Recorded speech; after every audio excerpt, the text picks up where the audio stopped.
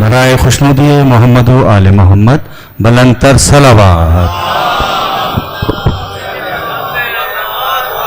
اعوذ باللہ من الشیطان الرجیم، بسم اللہ الرحمن الرحیم، وبہ نستعین وہو خیر ناصر ومعین، وصلی اللہ علی سیدنا مولانا بالقاسم محمد، اللہم صل علی محمد وعلی محمد وآلہ الطیبین الطاہرین المعصومین الذین قال اللہ انما یرید اللہ لیذہب عنکم الرجس اہل البیت ویطہرکم تطہیرا۔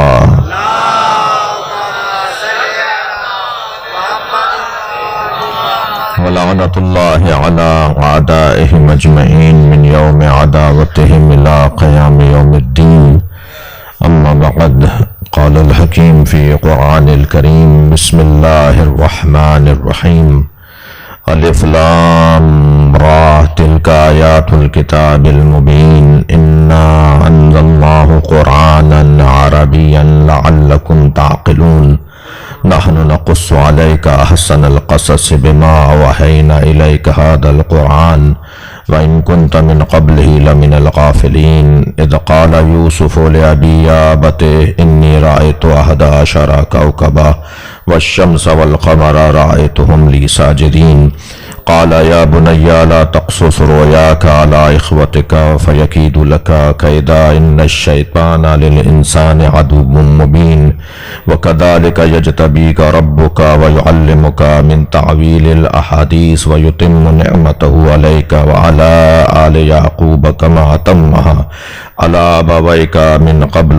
إِبْرَاهِيمَ وَإِسْحَاقَ إِنَّ رَبَّكَ عَلِيمٌ حَكِيمٌ لَقَدْ كَانَ فِي يُوسُفَ وَإِخْوَتِهِ آيَاتٌ لِلسَّائِلِينَ إِذْ قَالُوا لَيُوسُفُ وَأَخُوهُ أَحَبُّ إِلَىٰ أَبِينَا مِنَّا وَنَحْنُ عُصْبَةٌ إِنَّ أَبَانَا لَفِي ضَلَالٍ مُّبِينٍ اقْتُلُوا يُوسُفَ أَوِ اطْرَحُوهُ أَرْضًا يَخْلُ لَكُمْ وَجْهُ أَبِيكُمْ وَتَكُونُوا مِن بَعْدِهِ قَوْمًا صَالِحِينَ قال قائل منهم لا تقتلوا يوسف وألقوه في غيابات الجب يلتقط بعض السيارة إن كنتم فاعلين قالوا يا أبانا ما لك لا تأمنا على يوسف وإن له لناصحون أرسله معنا غدا يرتع ويلعب وإن له لحافظون قال إني لا يحزنني أن تذهبوا به وأخاف أن يأكله الذئب وأنتم عنه غافلون قالوا لئن أكله الذئب ونحن عصبة إنا إذا لخاسرون فلما ذهبوا به وأجمعوا أن يجعلوه في غيابات الجب وأوحينا إليه لتنبئنهم بأمرهم هذا وهم لا يشعرون وجاءوا أباهم عشاء يبكون قالوا يا أبانا إنا ذهبنا نستبق وتركنا يوسف عند متاعنا فأكله الذئب وما أنت بمؤمن لنا ولو كنا صادقين وجاءوا على قميصه بدم كذب قال بل سولت لكم أنفسكم أمرا فصبر جميل والله المستعان على ما تصفون۔ صلوات۔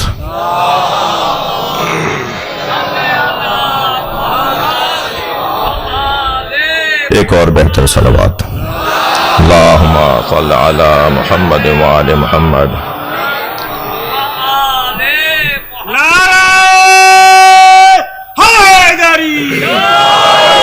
سورہ مبارکہ یوسف قرآن مجید کا ایک حسین، ایک جمیل، ایک پیغام بر سورہ، ایک بہترین اصولوں اور قواعد و قوانین اور دستور حیات اور سماجی مسائل کا ذخیرہ سورہ، جسے خود اللہ نے احسن القصص کہا ہے، جس سورہ کو اللہ نے ہماری ہدایت اور ہماری رہنمائی کے لیے ایک تاریخی بہترین واقعے کے عنوان سے نازل کیا، جس سورہ کو اللہ نے نبی مکرم کی نبوت پہ دلیل قرار دیا، جس سورہ سے نبی کی نبوت کا ایک عنوان اور نبی کی نبوت کی ایک دلیل جس سورہ کو قرار دیا گیا ہو، جس سورے کو رفع اہل علم، اہل معرفت، اہل تقوی، خاص طور پر ماہ مبارک رمضان میں غور کرنے والے، اصلاح کرنے والے، اپنی طرف توجہ دینے والے تمام بزرگوں نے اس سے استفادہ کیا اور اسے اپنے بیانات کا عنوان قرار دیا۔ ہم نے ایک مجلس میں بیان کیا کہ سورہ حجرات، سورہ یوسف اور سورہ طٰہٰ زیادہ تر علماء نے، اہل عرفان علماء نے، عارف علماء نے، یعنی اہل معرفت علماء نے، اہل کرامت علماء نے زیادہ تر سورہ یوسف کو اور سورہ حجرات کو ماہ رمضان میں بیان کیا ہے، کیونکہ سورہ مبارکہ یوسف کی 111 آیات ہیں، یہ مکے میں نازل ہوا ہے، اور مشرکین نے نبی مقرب سے دلیل نبوت کے طور پر کہا ہم آپ کو نبی مان لیں گے، بتائیے یوسف کے ساتھ کیا ہوا۔ اللہ نے فوراً سورہ نازل کر دیا، اور اس میں وہ تو بہت ہی جزوی طور پر بھی سنتے مان جاتے، لیکن اللہ نے بہت زیادہ ذیلی، ضمنی، بہت سارا تفصیل سے اس سورے کے اندر حضرت یوسف کے واقعے کو بیان کیا۔ یہ سورہ معجزہ بھی ہے، یعنی نبی مکرم کی نبوت کا معجزہ ہے، نبی مکرم کی نبوت کی دلیل ہے، اور اس سورے کے اندر ایک ایک آیت میں آپ نے غور کیا کہ ہم آج 18ویں آیت پر بات کو روک رہے ہیں، اس امید کے ساتھ جس کی طرف ابرار بھائی نے اشارہ کیا، جناب محمد علی رضوی صاحب نے اشارہ کیا، اس امید کے ساتھ کہ ہم انشاءاللہ زندگی رہی، توفیق رہی، اور کیا معلوم کہ یہ اللہ سے ایک ہم اپنا سودا اور کاروبار بھی کر رہے ہوں کہ وہ ہمارے اوپر کرم کرے اور ہماری صحت و سلامتی کو محفوظ کر دے۔ اور صلوات پڑھیں ذرا۔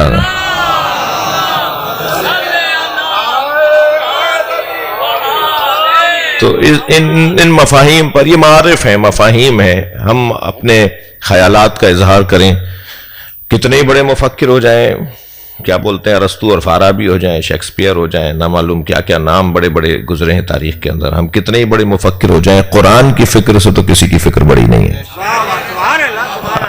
تو سارے مفکروں کو اگر گھوٹ کر بھی ایک جگہ کر دیا جائے تو بسم اللہ الرحمن الرحیم کا دم نہیں نکلتا۔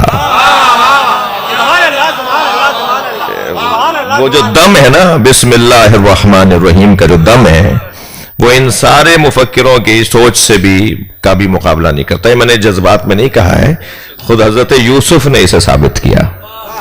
جب حضرت یوسف کو بیچا جانے لگا بازار مصر میں، جو ہماری آیات میں ابھی نہیں آیا، آئندہ کے دور میں آئے گا جب ہم اس پہ غور کریں گے، یعنی مطالعے میں ہے مگر بیان میں نہیں آیا ہمارے، تو حضرت یوسف نے اپنے وزن کو دنیا کا مادی مال قرار نہیں دینے دیا۔ دنیا کا سارا مال بھی حضرت یوسف کے وزن کے برابر رکھ دیا جائے تو حضرت یوسف کو وزن سنگین رہا۔ حضرت یوسف کے وزن کا پلڑا جس میں آپ کو رکھا گیا وہ جھکا رہا، وہ اٹھ نہیں پایا، یعنی دنیا کا مال انہیں اٹھا نہیں پایا۔ لیکن جیسے ہی فرمایا نا کہ دوسرے پلڑے میں رکھ دو بسم اللہ الرحمن الرحیم، تو وہ بسم اللہ غالب آ گیا اور حضرت یوسف کو وزن ہلکا ہو گیا۔ تو یوسف جیسے تو یوسف علیہ السلام جیسا اللہ کا نبی، اللہ کا خاص نبی جس سے ہمیں ہدایت ملی، ان کا بھی اگر ان کے وجود کو انہوں نے خود طے کروایا کہ کس انداز سے، تو خود نبی مکرم نے فرمایا کہ پورے قرآن کا خلاصہ سورہ مبارکہ الحمد ہے، اور الحمد کا پورا اگر خلاصہ اور نچوڑ نکالا جائے تو وہ بسم اللہ الرحمن الرحیم ہے، اور بسم اللہ میں جو طاقت ہے وہ بائے بسم اللہ میں ہے، اور بائے بسم اللہ کی طاقت اس نقطے میں ہے جو بے کے نیچے لگا ہوا ہے۔ جب یہ سن لیں اور پھر یہ سنیں کہ مولا علی فرمایا نا نقطۃ تحت الباء، میں بے کے نیچے کا نقطہ ہوں، تو پھر اندازہ ہوتا ہے کہ علی کیا ہے اور علی کا نبی کیا ہے اور قرآن کیا ہے۔ تو ہم سارے مفکروں کے افکار اور نظریات کو بھی اگر ایک جگہ جمع کر لیں تو بسم اللہ کا مقابلہ نہیں ہے۔ تو ہم تو الحمدللہ 18ویں آیت تک آ گئے، یہ میں توفیق حاصل ہوئی۔ ایک صلوات اور ہدیہ کریں نبی کے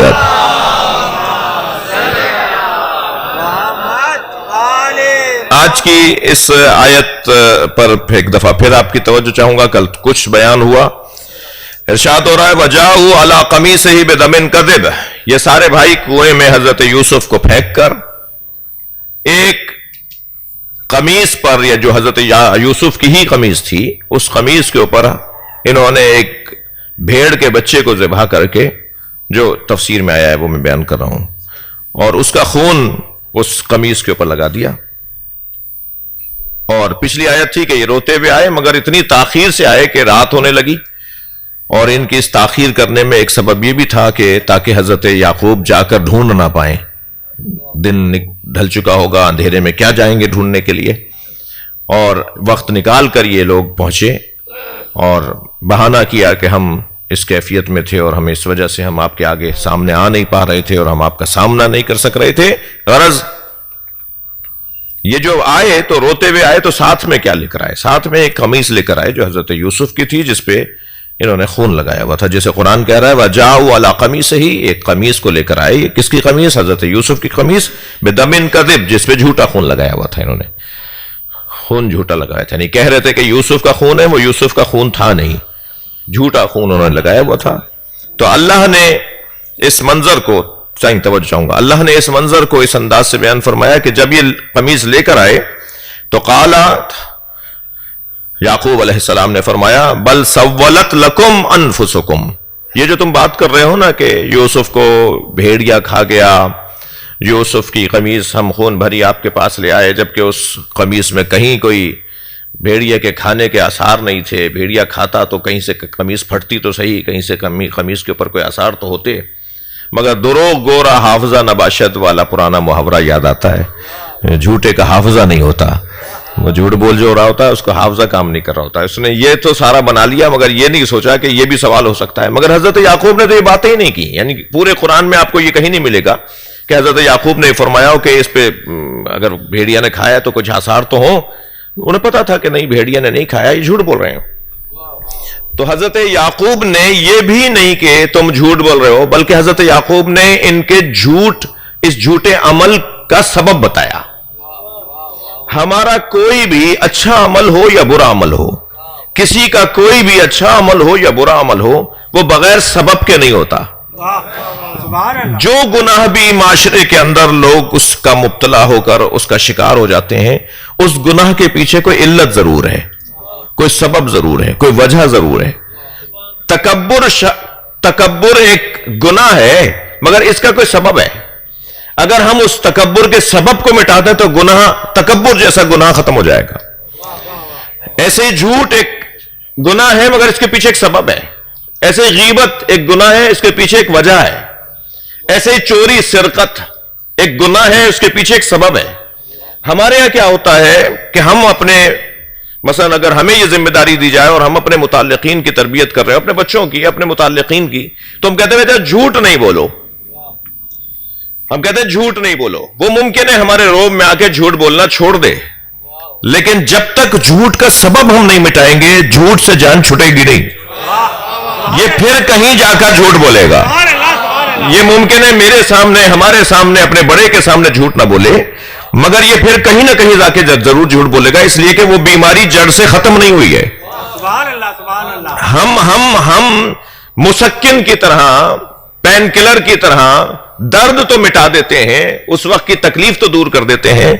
وہ اینٹی بائیوٹک دے کے جراثیم نہیں مارتے جس کی وجہ سے یہ درد ہوا ہے.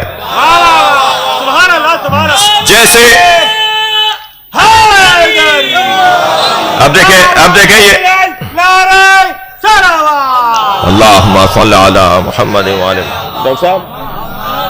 اب کل محمد علی بھائی, موسیٰ بھائی کو کسی نے کہا بھائی تفسیر قرآن ہو رہی ہے تو اس میں نعرے کیوں لگتے ہیں؟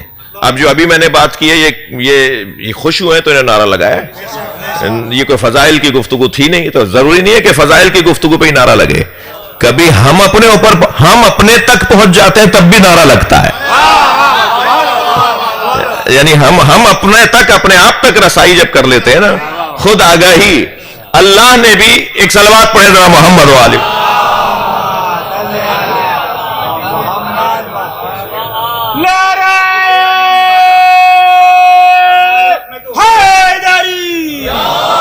اچھا صل علی محمد وآل محمد. اچھا دیکھیں، قرآن مجید نے بھی سارا زور اس پر دیا ہے کہ تم اپنے آپ تک پہنچو.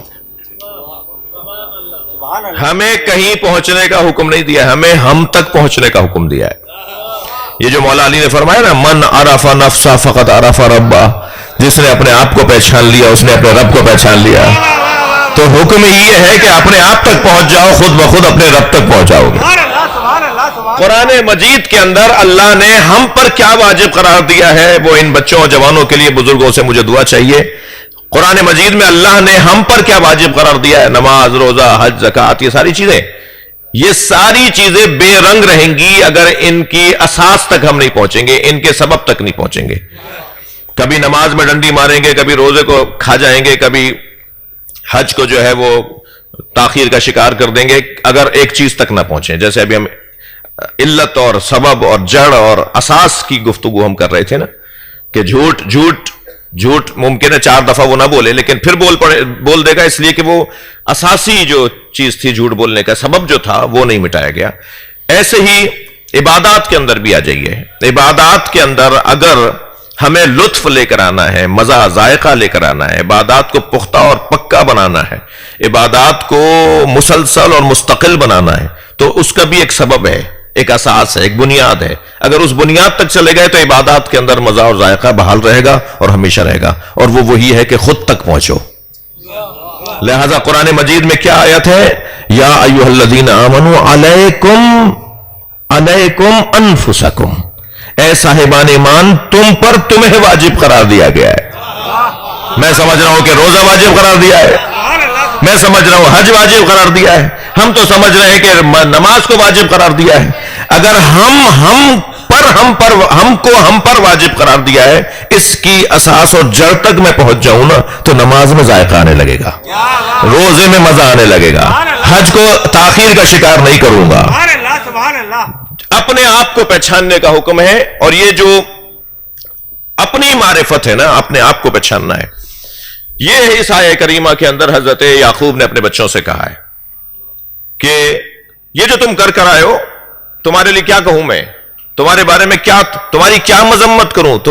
تمہارے نفس نے تمہیں ایک بری شے کو اچھا کر کے دکھایا ہے، تو تم یہی تو کرتے.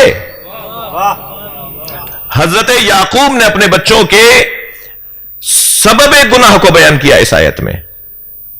سبب گناہ تک اگر مثلا ممکن ہے ابھی کوئی میرے بیان کے بعد، میرے خطاب کے بعد سوالات کے دوران یہ میں کوئی جوان سوال کر لے کہ جی تکبر کا سبب کیا ہے، جھوٹ کا سبب کیا ہے، غیبت کا سبب کیا ہے. علماء عرفان نے، علماء اخلاق نے، علماء جس کو کہہ لیجئے کہ عرفانیات اور سیر و سلوک کے لوگوں نے جو گناہوں کے اسباب بیان کیے. میں اپنے آپ کو پھر آپ کو، بعض عرفا نے 40 حدیث کے نام سے کتابیں لکھی ہیں، اور کیونکہ نبی مکرم نے فرمایا من حفظ امتی 40 حدیثا، میری امت میں سے کسی نے اگر 40 حدیثوں کو حفظ کر لیا، بعث اللہ فقیہا یوم القیامہ، اللہ اسے قیامت میں ایک فقیہ اٹھائے گا. حدیثیں تو 80,000 ہیں بھائی، مگر معصوم فرما رہے 40 کو حفظ کر لو. اب وہ 40 کو حفظ کرنے پر کیا ہوا، ہم ایک جگہ تھے تو انہوں نے کہا جی 40 حدیثیں حفظ کرنی ہیں. یہ حفظ رٹنے والے حفظ کو نہیں کرے نبی، بلکہ ان پہ عمل کر لو. 40 حدیثوں کو زبان سے حفظ نہیں، حافظے میں حفظ نہیں، اپنے ذہن میں حفظ نہیں، اپنے عمل سے محفوظ کر لو. یعنی عمل پیرا اگر ہو جائے ہم 40 حدیثوں کے پر، تو چاہے ہم ایک دن بھی مدرسے میں نہ گئے ہوں لیکن ہمیں قیامت میں فقیہ اٹھایا جائے گا. اور جو 70 سال سے ممکن ہے مدرسوں میں رہے ہوں، شاید انہیں فقیہ نہ اٹھایا جائے، شاید اس لیے کہ اصل تو عمل ہے، اصل عمل ہے. وہ جو جڑ تک اور اساس اور بنیاد تک، مثلا تکبر کی بنیاد کیا ہے، تکبر کی اساس کیا ہے، کون متکبر ہوتا ہے؟ متکبر وہ ہوتا ہے جو عجب کا شکار ہوتا ہے. تکبر ایک، کیونکہ بات آئی ہے اس لیے میں عرض کر رہا ہوں، ورنہ میں یہ مضمون نہیں ہے، تکبر میرا موضوع نہیں ہے. تکبر کا بیمار انسان وہ ہے کہ جو عجب کا شکار ہے. उजुब यानी खुद पसंदी, जो अपने आप को पसंद करने लगे उसकी ये बीमारी सरायत करती है और ये सामने वाले को जलील करता है। सामने वाले को जलील करना ही तो तकब्बुर कहलाता है। सामने वाले को छोटा मानना, सामने वाले को हकीर मानना, जी उससे लड़कर बात करना, उसे सबके सामने उसको ऐसा कुछ कह देना, चाल बता रही होगी, ये खुद पसंदी का शिकार, उजुब का शिकार जो बीमार है। तो जैसे मेरे अजीजों हमारे बदन को बीमारियां लगे तो हम हॉस्पिटल से जाते हैं, बीमारिस्तान जाते हैं, अस्पताल जाते हैं। तो जब हमारी रूह को बीमारी लग रही हो तो कहां जाएं? जब हमारी रूह को बीमारी लग रही हो तो हम कहां जाएं? हमारी रूह को जब बीमारी लग रही हो तो जो नुस्खा कल बयान हुआ था उसे तकरार भी कर रहा हूं और कुरान की आयत से इस्तिफादा भी कर रहा हूं। वो वही फार्मूला है जो हजरत याकूब ने दिया है सारी उम्मत के लिए। क्या है वो? वल्लाहुल मुस्तान, अल्लाह की पनाह में चले जाना। अल्लाह की पनाह में चले जाने से क्या मतलब है? कभी हम कुरान पढ़ने की सूरत में अल्लाह की पनाह में जाएंगे, कभी हम उस माहौल में जाकर अल्लाह की पनाह में जाएंगे कि जिस माहौल में अल्लाह का ही जिक्र हो रहा हो, अल्लाह ही की याद हो, अल्लाह ही के बारे में गुफ्तगू हो, अल्लाह ही के तसव्वुर में इंसान रह रहा हो, जिसको दूसरे अल्फाज में अगर मैं कहूं इस्तग़फ़ार। हरगिज़ इस्तग़फ़ार का ताल्लुक गुनाहों के साथ नहीं है, यानी जो गुनाह करे वही इस्तग़फ़ार करे, यह गलत बात है, यह गलत सोच है। गुनाह करने से इस्तग़फ़ार का कोई ताल्लुक नहीं। इस्तग़फ़ार अपने मालिक से राबते को कहा जाता है, लिहाजा सबसे ज्यादा इस्तग़फ़ार नबी करते थे और अली करते थे। इस्तग़फ़ार अपने मालिक से राबते को संगीन करना, राबते को मजबूत बनाना, इसे इस्तग़फ़ार कहा जाता है। इज़ा जाअ नस्रुल्लाहि वल फतह व रअयत अन्नास यदखुलून फी दीनिल्लाहि अफ़वाजा फसब्बिह बिहम्दि रब्बिका वस्तग़फ़िरहु। है मेरे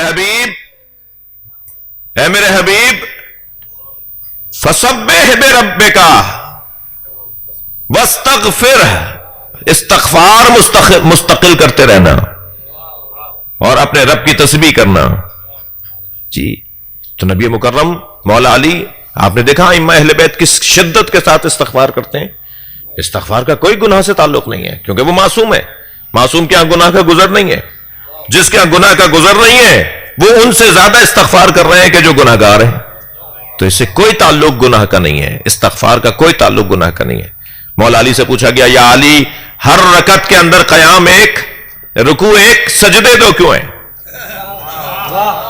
मौला ने फरमाया, तुमने कुरान की आयत नहीं पढ़ी, मिन्हा खलक़नाकुम व फ़ीहा नुईदुकुम, इसी मट्टी से बने हो और इसी मट्टी में वापस जाओगे। आयत का पहला हिस्सा तुम्हें अपनी विलादत की याद दिलाता है, आयत का दूसरा हिस्सा तुम्हें तुम्हारी मौत की याद दिलाता है। इन दोनों के दरमियान जो दौरानिया है वही तो जिंदगी है और वो इस्तग़फ़ार पर मुश्तमिल है।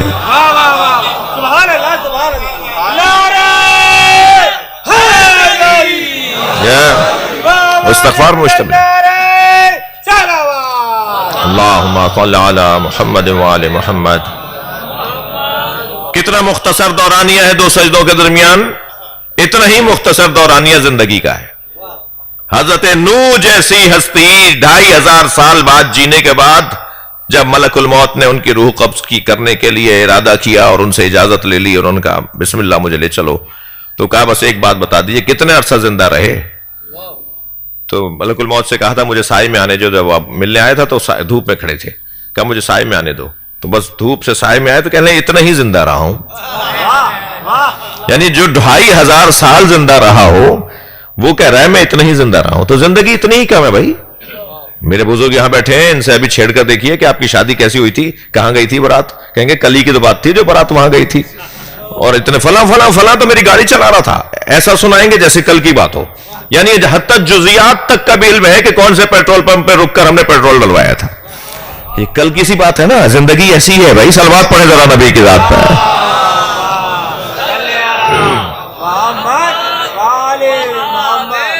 तो मेरे मोहतरम सुनने वालों, यहां हजरत याकूब अपने बच्चों के गुनाह का सबब उन्हें बता रहे हैं।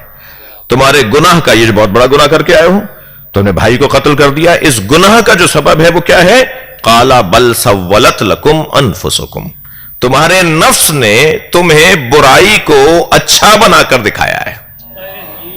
جب برائی کو اچھا بنا کر نفس دکھائے، نفس کون دکھاتا ہے؟ یہ اندر سے ایک کیفیت ہے، شیطان کا غلبہ ہے۔ شیطان، مولا علی نے تو بڑا منظر، ایک خطبہ ہے پورا مولا علی کا، مولا فرماتے ہیں شیطان ہر سینے میں انڈے چھوڑتا ہے، انڈے مولا کے جملے ہیں بھائی، ہر سینے میں انڈے دیتا ہے، یہ مولا علی کے تخم گزاری کرتا ہے جی، ہر سینے میں شیطان انڈے دیتا ہے۔ کچھ مضبوط سینے ہوتے ہیں جو شیطان کے انڈوں کو خراب کر دیتے ہیں، کچھ کیسے بچے نکل آتے ہیں، اور پھر وہ ان کے اعضاء و جوارے سے شیطان کے بچے نظر آ رہے ہوتے ہیں۔ یہ مولا علی کی تعبیر ہے، صلوات پڑھے ذرا محمد و آل محمد۔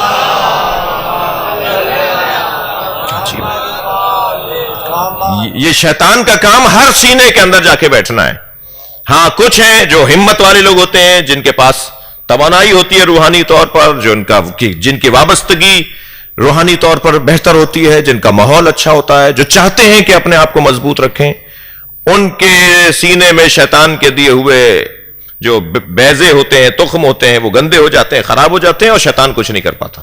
اور پھر کچھ کے ہاں باقاعدہ مولا فرماتے ہیں کہ باقاعدہ چوزے نکلتے ہیں، الفاظ ہیں مولا کے، باقاعدہ اس میں سے بچے نکلتے ہیں، وہ بچے پھر اس کے پورے وجود پر حاوی آ جاتے ہیں، پھر اس کا ہاتھ نہیں ہوتا، شیطان کا ہاتھ ہوتا ہے، پھر اس کی زبان نہیں ہوتی، شیطان کی زبان ہوتی ہے۔ ایسے موذی ہو جاتے ہیں بعض لوگ، ذرا صلوات عطیہ کریں اس بیماری سے بچنے کے لیے۔ اللہم صل علی۔ اور اس کے برخلاف بھی ہے، اس کے برخلاف بھی ہے، کچھ ایسے لوگ ہیں جیسے قرآن نے مخلص کہا ہے، وہ شیطان کو اپنے قریب نہیں آنے دیتے، اور کچھ ایسے لوگ ہیں جنہیں شیطان نے کہا ہے کہ میرے بس کی نہیں ہے کہ میں مخلصین تک پہنچوں، اور مخلصین سے مراد اہل بیت ہے۔ اور پھر جن تک شیطان کے بس کی بات نہیں ہے کہ قریب جائے پہنچے اور ان کے قریب بھی آ سکے، کیونکہ شیطان نجاست، اور ہر نجاست اہل بیت سے دور، تو جب شیطان ان کے قریب نہیں جاتا تو پھر ان کا ہاتھ ید اللہ ہوگا یا نہیں ہوگا، ان کی زبان لسان اللہ ہوگی یا نہیں ہوگی، ان کی آنکھیں عین اللہ ہوں گی یا نہیں ہوں گی، وہ پورا وجود ایک مرتبہ ایک اللہ کا سفیر اور اللہ کا نمائندہ وجود بن کر سامنے آتے ہیں۔ علت بیان کی حضرت یعقوب نے کہ تمہارے نفس نے برائیوں کو اچھا کر کے پیش کیا ہے اور تم نے ایسا کر دیا، فصبر جمیل، میرے پاس سوائے صبر کے کوئی اور رستہ نہیں ہے۔ صبر جمیل ہے، صبر جمیل ہے، صبر جمیل ہے۔ اللہ اکبر۔ میرا آپ کی توجہات میں چاہوں گا تھوڑا سا اور بہتر ہو۔ حضرت یعقوب تو صبر کو جمیل کہہ رہے ہیں اور حضرت زینب اللہ کو جمیل کہہ رہی ہیں۔ ما رأیت الا جمیلا، صلوات پڑھیں جناب زینب کی ذات پر۔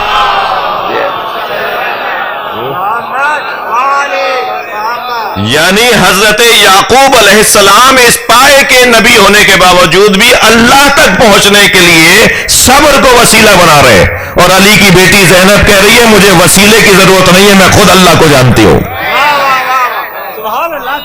امام حسین علیہ السلام فرما رہے ہیں، جب ان سے پوچھا کہ مولا فرمائیں اللہ کو کیسے پہچانا، مولا علی سے پوچھا آپ نے اللہ کو کیسے پہچانا، تو مولا علی نے کسی وسیلے کو اللہ تک پہنچنے کا، ہمارے لیے اہل بیت وسیلہ ہیں، اہل بیت تو ڈائریکٹ بات کریں گے نا۔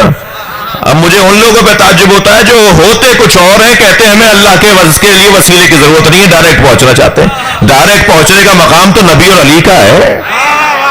یہ کون ہے؟ اس نے اپنے آپ کو آئینے میں دیکھا ہے، کہہ رہے ہیں ہمیں کسی وسیلے کی ضرورت نہیں ہے۔ حضرت یعقوب جیسے صبر کو وسیلہ بنا رہے ہیں، برداشت کو وسیلہ بنا رہے ہیں، ایک اپنے فعل، ایک اپنے عمل کو وسیلہ بنا رہے ہیں۔ لیکن جناب زینب سے جب کہا عبید اللہ بن زیاد نے دربار کوفہ کے اندر، کیفا سن اللہ، کیسا دیکھا اللہ کا کام، کیا کیا اللہ نے تمہارے ساتھ، یہ جملہ تھا جناب زینب سے عبید اللہ بن زیاد کا۔ تو جناب زینب نے بابا کے لہجے میں فرمایا، ما رأیت الا جمیلا، میں نے نہیں دیکھا اللہ کو، دیکھا ہے تو جمیل دیکھا ہے۔ صلوات پڑھیں سیدہ زینب پر۔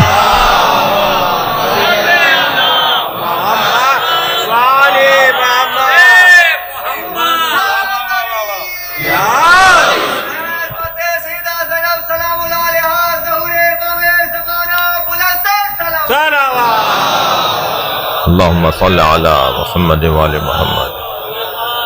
فصبر جمیل. حضرت یعقوب فرما رہے ہیں میں نے آپ کو 10 دن بہت زحمت دی، اگر آج 5-8 منٹ لیٹ ہو جاؤں تو مجھے معاف کیجیے گا.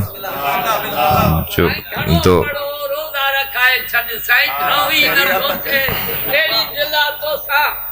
فصبر جمیل. حضرت یعقوب فرما رہے ہیں کہ بس صبر جمیل ہے، بس صبر ہی جمیل ہے.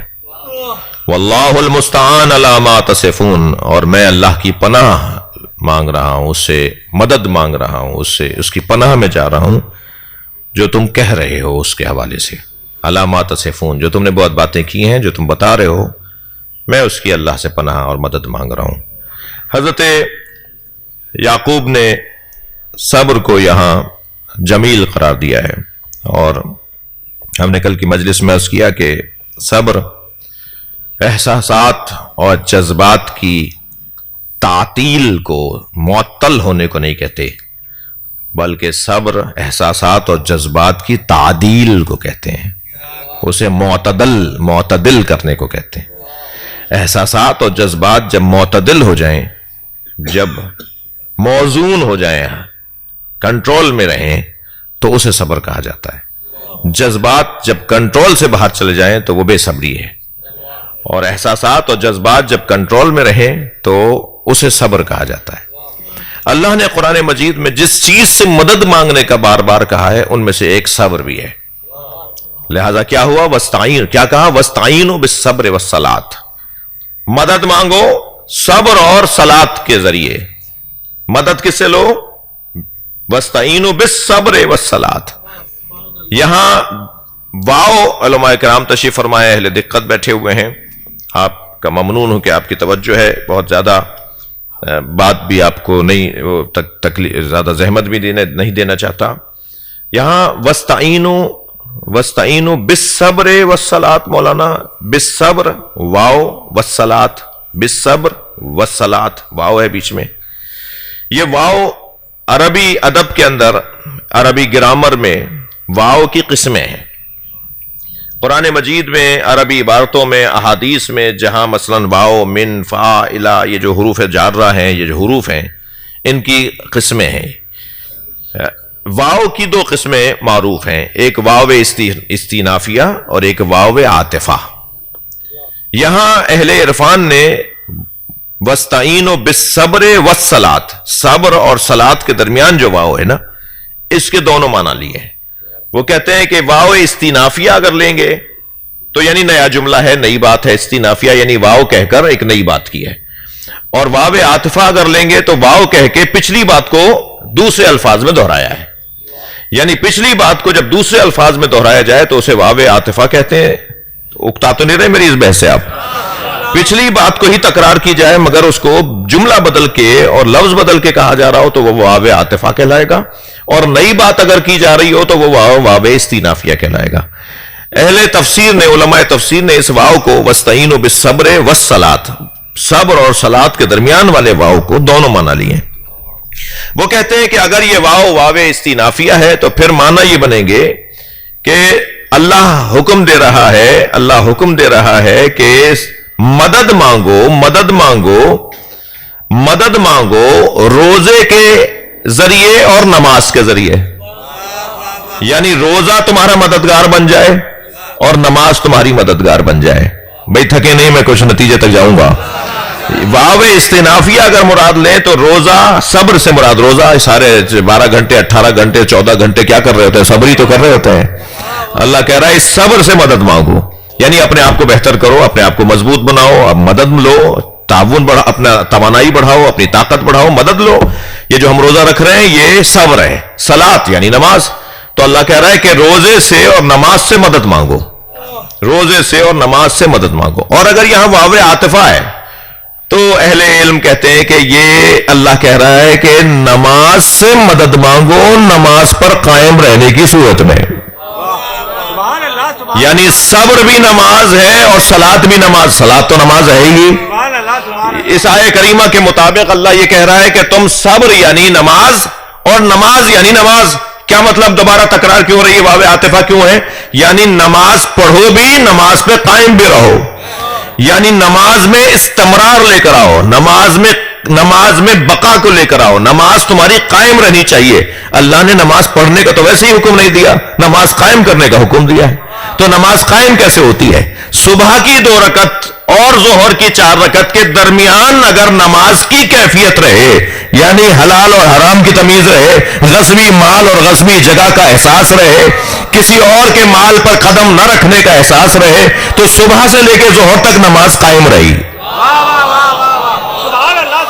اور ظہر سے لے کے مغرب تک نماز قائم رہی، اور مغرب سے لے کے پھر دوبارہ فجر تک نماز قائم رہی۔ ایک دن نماز قائم کرنا کتنا مشکل ہے، سلام ہو اہل بیت پر، جن کے لیے خود اہل بیت سلام کرتے ہوئے زیارت ناموں میں کہتے ہیں کہ میں گواہی دیتا ہوں اہل بیت آپ نے نماز کو قائم کیا۔ صلوات پڑھیں محمد و آل محمد۔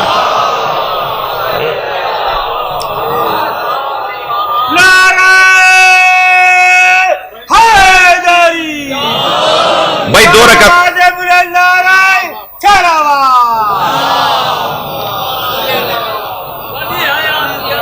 رکعت نماز جو میں پڑھ رہا ہوں اس میں جگہ حلال ہونی چاہیے، وضو جو میں نے پانی جو میں نے وضو کے لیے استعمال کیا ہے وہ غصبی نہیں ہو، مباح ہونا چاہیے، میرا قبلے کی طرف رخ ہونا چاہیے۔ 2 رکعت نماز پڑھنے کے لیے جگہ حلال، کرایہ دار مالک مکان کو کرایہ دے نہیں رہا ہوں، میری نماز باطل۔ وہ راضی نہیں ہے یہاں رہنے پر، بھائی تم کرایہ دو یا نکلو، اب وہ کرایہ دے نہیں رہے اور وہاں پر قبضہ کیے بیٹھے ہیں، الٹا اس پہ بھی کیس کر دیا کہ میں 15 سال سے رہ رہا ہوں اب کہاں جاؤں۔ بڑے تم حسین ہو، 15 سال سے رہ رہے تھے، اب اس کو کرایہ، اس کو وہ کہہ رہا ہے خالی کرو، کہہ رہا ہے میں 15 سال سے رہ رہا ہوں اور وہ کرایہ کا ایک قانون ہے پاکستان کے اندر، میں خالی نہیں کروں گا۔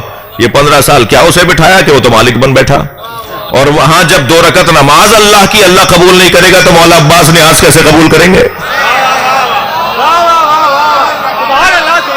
جی مولا حسین اپنی مجلس کیسے قبول کریں گے؟ تو یہ ہے نماز قائم کرنے کا انداز اور پیغام۔ نماز ایسے قائم ہوگی، صلوات پڑھنے ذرا محمد و آل محمد۔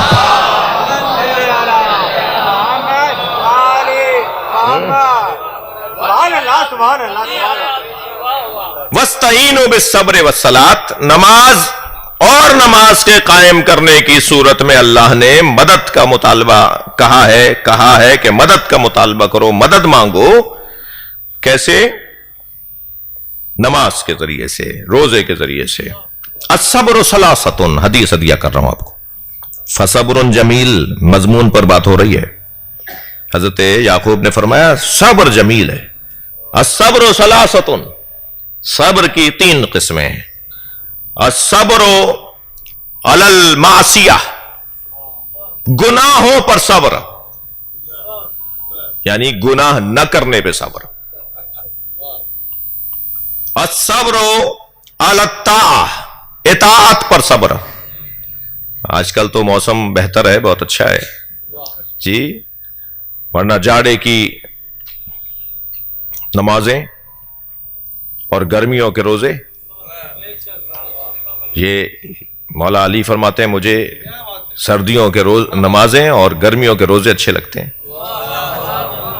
اچھا، میں اہل دل بیٹھے ہوئے ہیں، ولائی لوگ بیٹھے ہیں، مولائی لوگ بیٹھے ہیں، مجھ جیسے جو ہے وہ مولا کے فضائل کے پہلوؤں پر خوش ہونے والے لوگ بیٹھے ہوئے ہیں۔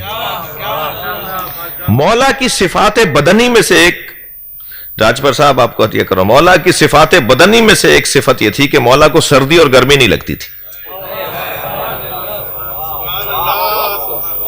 جی یہ تو سنی بھائیوں نے تو زیادہ لکھا ہے اس مضمون کو، ہمارے ہاں تو یہ بحثیں کم ہوئی ہیں کیونکہ ہمارے ہاں ذوق کبھی کبھی بد ذوقی کا شکار ہو جاتا ہے جی، کہ یہ کہاں سے لے آئے، یہ کیا لیا ہے۔ بعض ہمارے خطیب تو ڈرے رہتے ہیں کہ بھائی یہ کہیں گے کہاں سے لے آئے، وہی لاؤ جو یہ جانتے ہوں، وہی مطالعہ کرو جو جانتے ہو، کیونکہ اگر تم ان کے مطالعے سے ہٹ کر بیان کرو گے تو کہیں گے کہاں سے لے آئے، ہم نے تو آج تک پڑھا ہی نہیں۔ بھائی اب ہمیں تو پتہ ہونا چاہیے آپ نے کیا پڑھا ہوا ہے، وہی ہمیں پڑھنا چاہیے۔ پھر یہ ہماری قوم کی مشکلات میں سے ایک ہم خطیبوں کی مشکل ہے جی الحمدللہ کچھ عرصے سے کچھ دکھاوے کا احترام زیادہ ہو گیا تو مجھ سے کچھ کم پوچھا جاتا ہے اب، لیکن بیچارے جو جونیئر خطیب ہے نا تو بات بات میں مشکل میں کہاں سے لے آئے کہاں سے پڑھا، ہم نے تو آج تک نہیں سنا. اچھا بھائی ہمیں نہیں پتا تھا، آپ نے آج تک نہیں سنا ہے، ہم وہی پڑھیں گے آئندہ جو آپ نے سنا ہو. ادھر کہہ رہے ہیں کوئی نئی بات نہیں لا رہے، تحقیق نہیں ہو رہی، محنت نہیں ہو رہی، اور ادھر کہہ رہے ہیں وہی بات لے کر آؤ جو ہم نے سنی ہو. کیسا تضاد ہے جی. مولا کے فضائل میں ایک فضیلت کا پہلو یہ ہے کہ مولا علی کے بدن مبارک، مولا اپنے اعصاب پر اتنے مضبوط تھے، اپنے اعصاب پر اتنے غالب تھے کہ سردی اور گرمی کا علی کو احساس نہیں ہوتا تھا. جس علی کو سردی اور گرمی کا احساس نہ ہوتا ہو اعصاب پر کنٹرول رکھنے کی وجہ سے، وہ کہہ رہے ہیں کہ مجھے سردیوں کی نمازیں اور گرمیوں کے روزے اچھے لگتے ہیں. یہ تضاد نہیں ہے، ہمیں پیغام ہے میرے چاہنے والوں ایسے روزے رکھ کے دکھاؤ میں تمہیں اچھا، تم مجھے اچھے لگنے لگو گے. سبحان اللہ سبحان اللہ سبحان اللہ. تم مجھے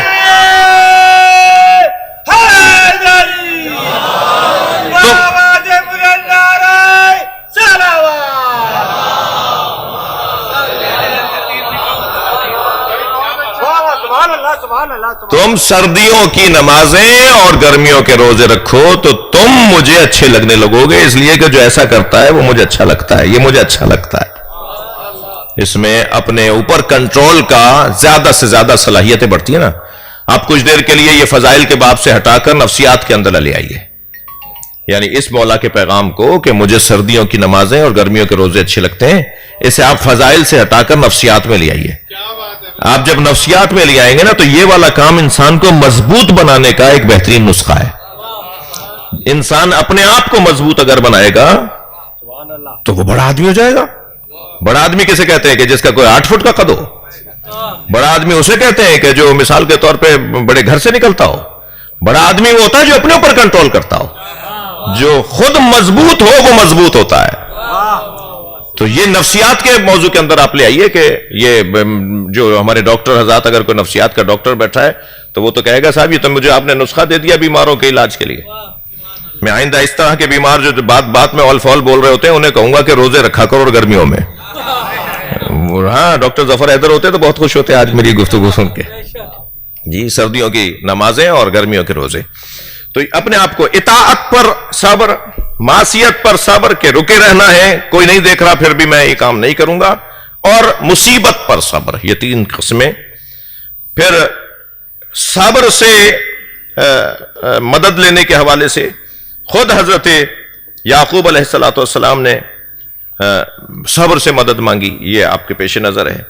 اور وہ جو صبر جمیل کہہ رہا ہے، توجہ اس نقطے پر، وہ جو کہہ رہا ہے فصبر جمیل، وہ کیا کہہ رہے ہیں؟ یا صفا لا یوسفا، ہائے میرا یوسف. زانو پیٹتے ہیں، کبھی سینہ پیٹتے ہیں، کبھی سر پہ ہاتھ مارتے ہیں، ادھر فرمارے ماتم کرتے ہیں حضرت. اور میں نے کل بیان کیا کہ مولانا مودودی نے تو اپنی تفسیر تفہیم القرآن کے اندر لفظ ماتم بھی لکھا ہے کہ حضرت یوسف حضرت یعقوب ماتم کرتے تھے، اور روزانہ کا عمل تھا، کوئی 1-2 دن کا بھی نہیں تھا. روزانہ شجرۃ الوداع پہ جا کے بیٹھ جاتے تھے، وہ جو شہر کے باہر آخری درخت، اس کے بعد صحرا شروع ہو جائے گا، بیابان شروع ہو جائے گا، اس شجرۃ الوداع پہ حضرت یعقوب جا کے بیٹھ جاتے تھے، اور وہیں سے رستہ بھی گزرتا تھا آنے جانے والوں کا، اور اس رستے پہ بیٹھ کر یا صفا لا یوسفا کہہ کر اپنے زانوں پر، اپنے سینے پہ، اپنے پیشانی پہ ہاتھ مارتے تھے.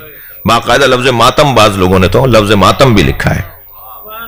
یہ کیفیت حضرت یعقوب کی. ادھر کہہ رہے ہیں، ادھر فرما رہے فصبر جمیل، اور ایسا ماتم ایسا نوحہ کہ وَبْيَضَّتَيْنَاهُ مِنَ الْحُزْنِ فَهُوَ قَدِيمٌ.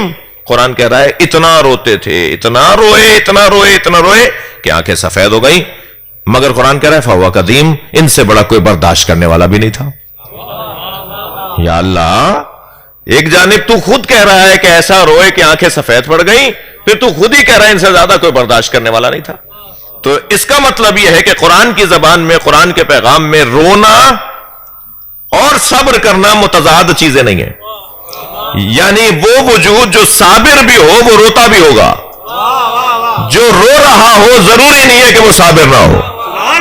وہ کون سی چیز ہے جو صبر کا عنوان لائے گی؟ وہ چیز ہے اپنے عقیدوں پر سالم رہنا، اپنے نظریے میں سالم رہنا. زندان 2 طرح کے ہوتے ہیں، سلوات پڑھے تو میں عرض کرتا ہوں.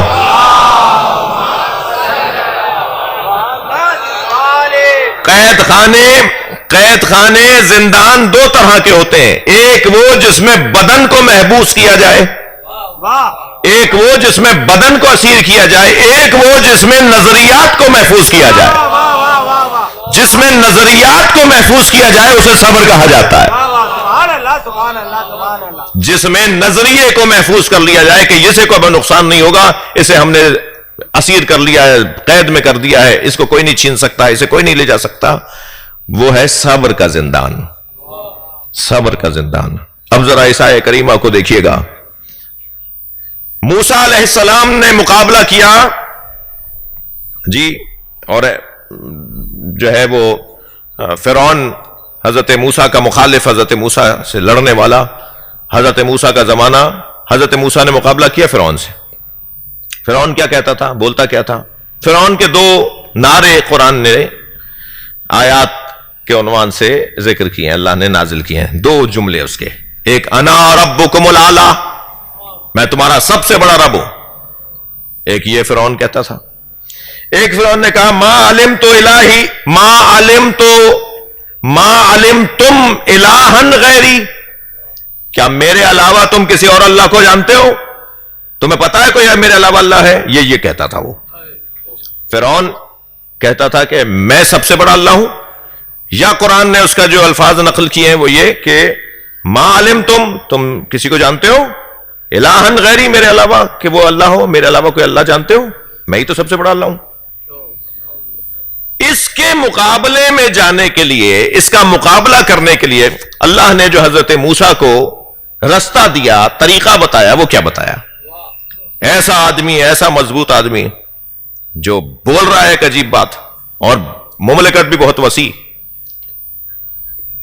اس سے مقابلے کے لیے اللہ نے حضرت موسیٰ سے فرمایا وَذَكِّرْهُمْ بِأَيَّامِ اللَّهِ إِنَّ فِي ذَلِكَ لَآيَاتٌ لِكُلِّ صَبَّارٍ شَكُورٍ۔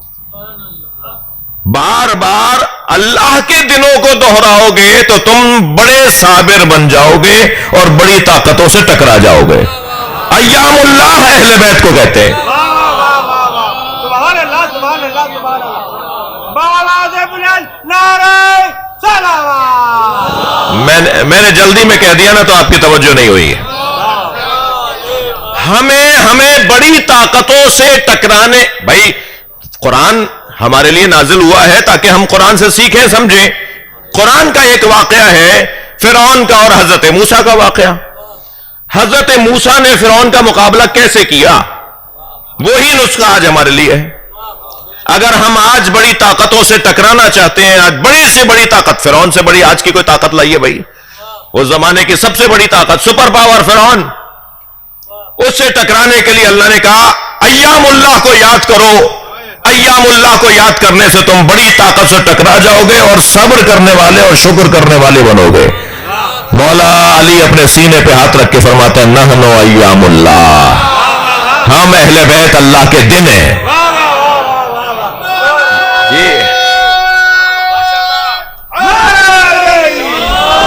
ہم اہل بیت اللہ کے دن ہیں۔ اللہ کے دن کتنے ہیں؟ اللہ کے دن کتنے ہیں؟ اللہ کے دن 14 ہیں۔ سبحان اللہ سبحان اللہ سبحان اللہ۔ اللہ کے دن قرآن کی زبان میں ایام اللہ سے مراد کون ہے؟ ایام اللہ سے مراد جمعہ، ہفتہ، پیر، منگل، بدھ نہیں ہے۔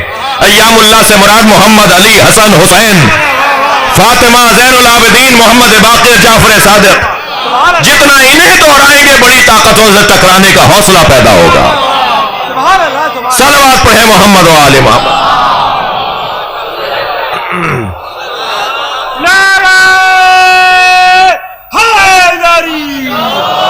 صبار،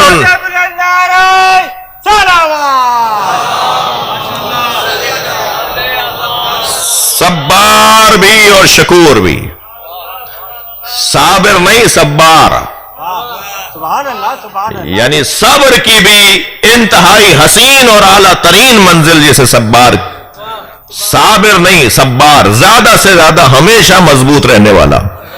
صابر یعنی مضبوط رہنے والا، اور مضبوط رہنے کے ساتھ گریے کا کوئی تضاد نہیں ہے۔ گریے کا تعلق رقت قلبی سے ہے اور صبر کا تعلق قوت اعتقادی سے ہے۔ قوت اعتقادی انسان کو صابر بناتا ہے اور رقت قلب انسان کو گریہ کرنے پر مجبور کر دیتا ہے. اور جو جتنا بڑا انسان ہوتا ہے اتنا ہی اس کا دل نرم ہوتا ہے. اور کائنات میں انسان اکمل سب سے بڑا نام سرکار کا نام ہے, پھر مولا علی کا نام ہے, پھر امام حسین, امام حسن, امام حسین کا نام ہے. یہ انسان اکمل ہستیاں کہ جن کے اور اللہ کے درمیان فاصلہ نہیں ہے. ہمارے یعنی انسان اور اللہ کے درمیان فاصلہ ہے, لیکن انسان اکمل اور اللہ کے درمیان فاصلہ نہیں ہے. جو معراج پر پہنچے تو پھر اتنا فاصلہ رہ جائے کہ فکان قاب قوسین او ادنا, 2 کمانوں کا اور اس سے کم کا فاصلہ. یہ اللہ نے اور اس سے کم کہہ کر ہمیں سوچنے سے روک دیا ہے کہ تم حدیں مت بتانا. 2 کمان 1.5 میٹر کی ہوگی, کمانوں کے دونوں کمانوں کا فاصلہ 1 میٹر کی ہوگی. اگر اللہ نے کعبہ قوسین کہہ کر روک دی ہوتے نا آیت کو, تو مسلمان کہتا 1.5 میٹر کا فاصلہ تھا, کہتا 1 میٹر کا فاصلہ تھا. اللہ نے کعبہ قوسین کہہ کر رکا نہیں ہے, بلکہ کہا او ادنا, اس سے بھی کم. تو اس سے کم کا تو ہمیں پتہ ہی نہیں ہے, اس سے کم ہے, یعنی ہمیں سوچنے سے روک دیا. خبردار تم میرے نبی کی حدیں مت بتانا. میرے نبی کی کیا حد ہے وہ میرا نبی جانتا اور میں جانتا ہوں, تمہیں دخالت کی کوئی گنجائش نہیں ہے.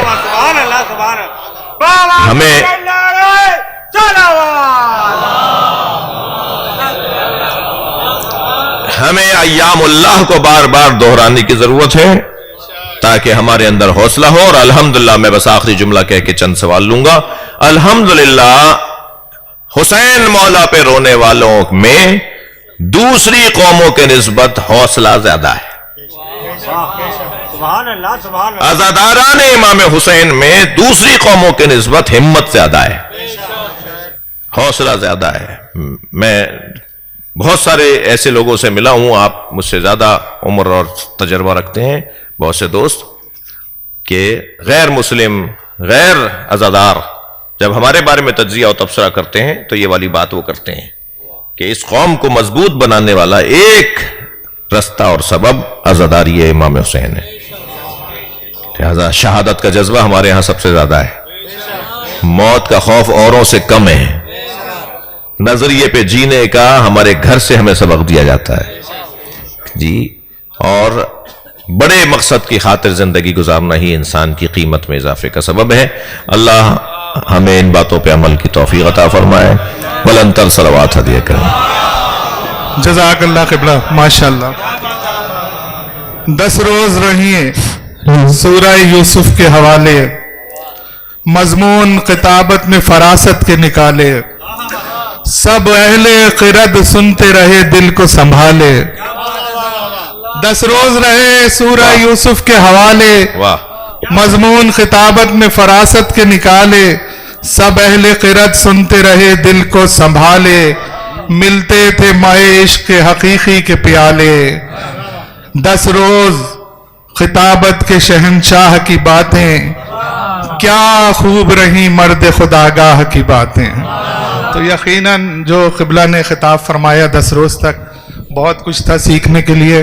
اور انشاءاللہ جیسا کہ موسیٰ بھائی نے بھی کہا کہ انشاءاللہ اگلے سال ہم سب جو ہیں ان مجالس میں شریک ہوں, تو یہ ہماری سلامتی کے لیے بھی دعا ہے اور قبلہ کے لیے بھی دعا ہے کہ قبلہ کا بھی سایہ ہمارے سروں پہ تا دیر سلامت رکھے.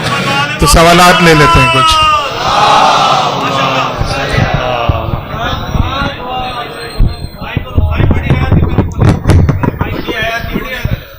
وڈی حیاتی سائیں کے اللہ جے شان شاہ کے موسیٰ بھائی کے اللہ آباد کر دو ہن میدان سجے کے. امام حسین پٹر ڈی دو جنگ پٹر نائن ارضا سائیں اساں تے یقی ملن بدھایو تا آدم علیہ السلام کے پٹر اور دین جو اگے تہاں بدھایو, پر وری بی گال ہئی تھن تا ڈاڈی جگہ ہی ان جی کھبی پاسری میں پیدا تھی. تہاں انہیں تے روشنی وجھو تا یا ہکڑی مٹی جا جدا بی مٹی ڈالی ہوا دی. یو عرضہ مائک موٹائے دیو. انہوں نے سوال کیا ہے کہ حضرت حوا حضرت آدم کی پسلی سے بنی تھی یا ان کے لیے ایک علیحدہ مٹی بنائی گئی، مٹی سے انہیں خلق کیا گیا تھا؟ تو یعنی دونوں کو علیحدہ علیحدہ مٹی سے بنایا گیا ہے یا ایک حضرت آدم کی پسلی سے بنائی گئی؟ ہمارے عقائد کے مطابق، ہمارے ائمہ اہل بیت کے بتانے کے مطابق حضرت آدم اور حضرت حوا ایک علیحدہ علیحدہ مٹی سے اور خاک سے بنے ہیں، حضرت آدم کی پسلی سے نہیں بنے. یہ ہمارے بھائیوں کے یہاں کی روایت ہے. جزاک اللہ جزاک. جی السلام علیکم. سب سے پہلے تو میں آپ کی صحت و سلامتی کے لیے دعا گو. آپ سب کی سلامتی رہے. اللہ آمین. آغا صاحب، میرا نام نادر حسین ہے اور میرا سوال اپنی سوسائٹی اور پاکستان کے حوالے سے، لاسٹ ٹائم بھی میں نے آپ سے پاکستان کے حوالے سے سوال پوچھا تھا، تو اسی ملتا جلتا دوسرا سوال ہے کہ 1973 میں جو پاکستان کے اندر رجسٹر مدارس تھے وہ 351 تھے، 351 تھے. جو آج کی رپورٹ ہے 2023 میں، تو پاکستان کے اندر 35,331 مدارس ہیں.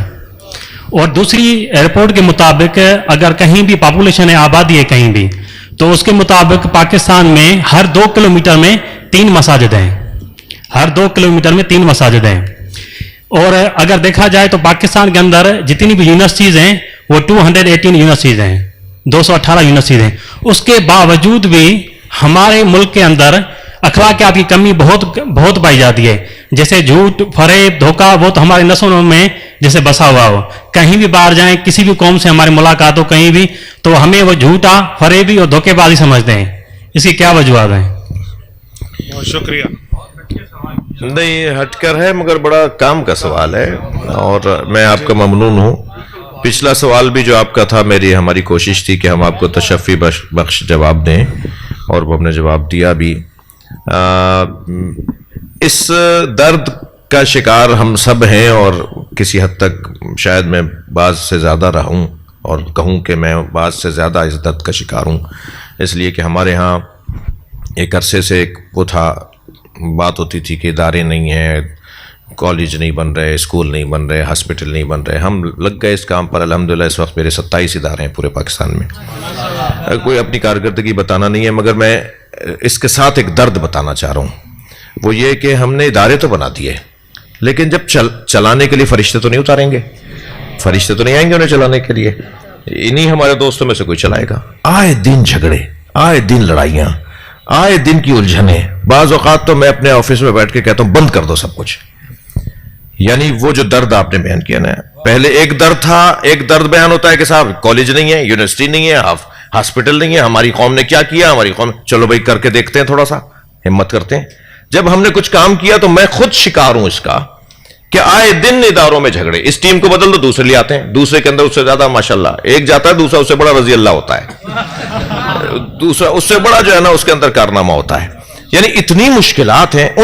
یہ درد جو آپ نے بیان کیا، میں اس کا ڈائریکٹ شکار ہوں. اب آپ کے سوال کا جواب، ان سارے مسئلوں کا جو سبب ہے، جو اس وقت پاکستان کے اندر، جیسا آپ نے مثال دی، اتنی کالج، یونیورسٹیاں، اتنے مدرسے، اتنی مسجدیں، اور جھوٹ بولنے میں سب سے پہلے نمبر. میں کل پرسوں ہی بلکہ 2 دن پہلے ہی ایک تقریر سن رہا تھا. ایک تقریر تو نہیں تھی، ایک سیمینار میں ایک پروفیسر صاحب نے بات کی کہ پاکستان میں جھوٹ بولنے میں، پاکستان دنیا میں جھوٹ بولنے میں پہلے 3 نمبروں میں. انہوں نے 2 ملکوں کے اور نام بھی لیے جو میں نہیں لے رہا. میں تو اپنی بات کروں گا نا، میں خامخواہ کسی اور کے لیے معلوم کو خطوت آ جائے مجھے. جی انہوں نے 3 ملکوں کے نام لیے جو جھوٹ بولنے میں مشہور ہیں، جن کی شہرت، جن کے، اور یہ بھی انہوں نے کہا کہ کن ممالک کے اندر، کچھ ممالک کا نام لیا کہ وہاں جھوٹ بولنے کی جو مقدار ہے وہ 1% بھی نہیں ہے. کچھ ملکوں کے نام لیے انہوں نے، اور کہا وہاں جو بندہ جھوٹ بولتا ہے اسے سوشل بائیکاٹ ہو جاتا ہے، اس سے اس کے دوست اس سے تعلقات توڑ دیتے ہیں. جھوٹ بولنا وہاں قتل کرنے کے مترادف ہے بعض ممالک میں. اور ہمارے ہاں ہم ماشاءاللہ اس کام میں بھی چیمپئن ہیں. اور پہلے تین ملک جو جھوٹ بولنے میں پہلے نمبر کے ہیں ان میں پاکستان ہے، جہاں جھوٹ کثرت سے بولا جاتا ہے. وہ کیوں؟ اب اس پہ بھی ماشاءاللہ ہوگی تو وہ کیوں؟ وہ آپ کا درد اور میرا درد مشترکہ، اور اس کا جواب وہ ہے تعلیم بھرپور رہی، تربیت نہیں رہی. ہمارے ہاں وزارت تعلیم تو ہے، وزارت تربیت نہیں ہے. سبحان اللہ سبحان اللہ. سب سے زیادہ برائیاں تعلیمی اداروں میں، سب سے زیادہ بد اخلاقیاں تعلیمی اداروں میں. اس کا مطلب یہ کہ تعلیم سے ہمیں تربیت کے بغیر تربیت کے اگر تعلیم ہو تو صلاحیتیں قتل کرواتی ہیں. بغیر تربیت کے اگر تعلیم ہو، اس لیے قرآن میں اللہ نے جب اپنے نبی کو بھیجا ہے یزکیہم ویعلمہم الکتاب والحکمہ کہا ہے. پہلے تربیت ہے پھر تعلیم ہے. ہمارے یہاں صرف اور صرف تعلیم ہے، تربیت نہیں ہے. اللہ اس درد پر ہمیں پہنچنے کی توفیق عطا فرمائے. جزاک اللہ. جی آپ لیجیے گا مائک، یہ پیچھے درود پڑھ دیجیے گا آواز بلند.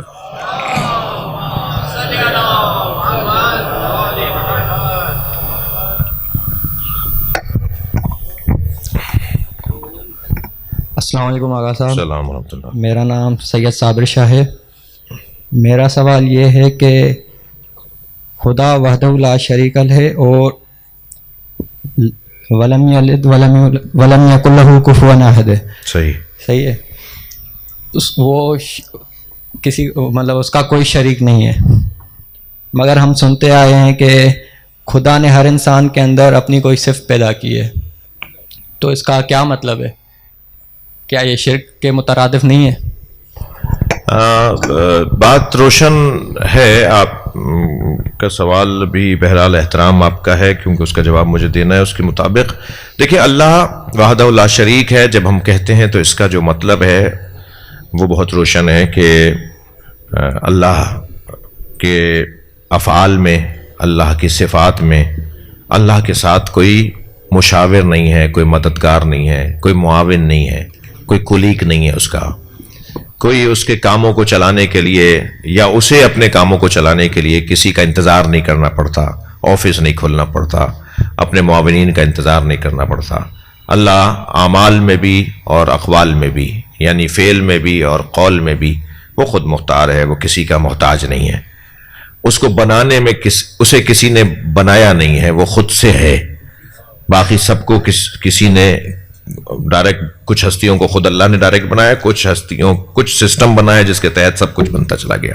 لیکن اصل احسن الخالقین ایک ذات ہے، سب سے بڑا خالق ایک ذات ہے، سب سے پہلا خالق ایک ہی وجود ہے. تو اللہ کے ساتھ کوئی شریک نہیں ہے، اس کے افعال میں، اس کے کردار میں، اس کے اقوال میں، اس کے عمل کے اندر. یہ ایک روشن بات ہے. لم یلد ولم یولد، نہ اس کا کوئی بیٹا ہے نہ اس کا کوئی باپ ہے. لیکن جب بات ہم کرتے ہیں کہ انسان کے اندر اللہ کی صفات ہیں، تو اللہ کی صفات سے مراد ہرگز یہ نہیں ہو جاتا کہ اگر ہمارے اندر عیبوں کو چھپانے کا جذبہ ہونا چاہیے یا ہے تو گویا ہم ایسے ہی عیبوں کو چھپاتے ہیں جیسے اللہ چھپاتا ہے. اگر ہم کسی پر کرم اور مہربانی کرتے ہیں تو کیا ہم ایسے ہی کرتے ہیں جیسے اللہ کرتا ہے؟ نہیں، یہ ہرگز مطلب نہیں ہے. بلکہ وہ خود ایک حدیث قدسی میں ارشاد فرماتا ہے تخلقوا باخلاق اللہ، تخلقوا باخلاق اللہ، اللہ کے اخلاقیات کو اپناؤ. اللہ کے اخلاقیات کیا ہیں؟ یعنی اللہ کے صفات. وہ کریم ہے، تم بھی کریم بن کر دکھاؤ. وہ ستار ہے، تم بھی عیب چھپا کے دکھاؤ. وہ غفار ہے، تم بھی کسی اوپر مہربانی کر کے دکھاؤ. جی، وہ دینے والا ہے، تم بھی عطا کرنے والے بن کر دکھاؤ. وہ معاف کرنے والا ہے، تم بھی معاف کرنے والے. تو مگر تم اپنے ظاہر محدود پیمانے پر، وہ لامحدود پیمانے پر تم بہتوں کو نہیں معاف کر پاؤ گے. وہ جسے چاہے معاف کر سکتا ہے. سبحان اللہ. جی، ان اللہ یغفر الذنوب جميعا. البتہ یہاں ایک دوسری بحث شروع نہ ہو جائے کہ اللہ جسے چاہے معاف کرے، اس کا مطلب یہ ہے کہ اللہ یزید کو بھی معاف کر سکتا ہے.